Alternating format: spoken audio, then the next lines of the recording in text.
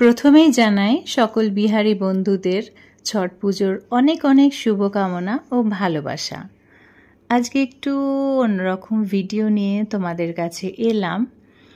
সেটা হলো ছট পুজো।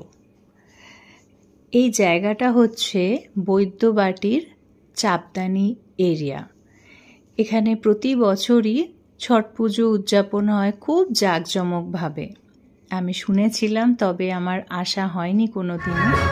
আজকে হঠাৎ করেই আমরা একটা প্ল্যানিং করে বেরিয়ে পড়লাম কিছুক্ষণের জন্যই।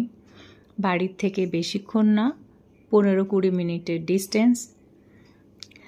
আর আসার পরে এতটাই ভালো লাগছিল, চারিদিকে এত সুন্দরভাবে সাজানো, জাঁকজমকভাবে পুজো, আর মাঝে মাঝে জগদ্ধাত্রী মায়ের মূর্তি দেখতে পাচ্ছি। সবাই ফ্যামিলি নিয়ে রাস্তায় বেরিয়েছে, আনন্দ করছে, দেখে ভীষণ ভালো লাগছিল। আমার সেরকমভাবে কোনো দিনই আসা হয়নি, তবে এইবারে এসে সত্যি ভীষণ ভীষণ ভালো লাগলো। ভাবলাম আমার ফেসবুকের বন্ধুদের সাথে কেন শেয়ার করব না, তোমাদের সাথেও শেয়ার করি। ভিডিও যখন করছি একটু শেয়ার করি।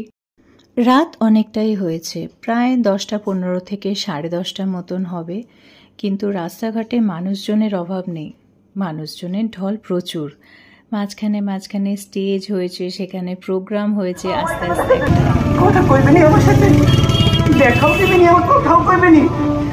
দূর চাই, এই জীবন থেকে আমার কি হবে? এই মুহূর্তে আমি শেষ করে দেবো।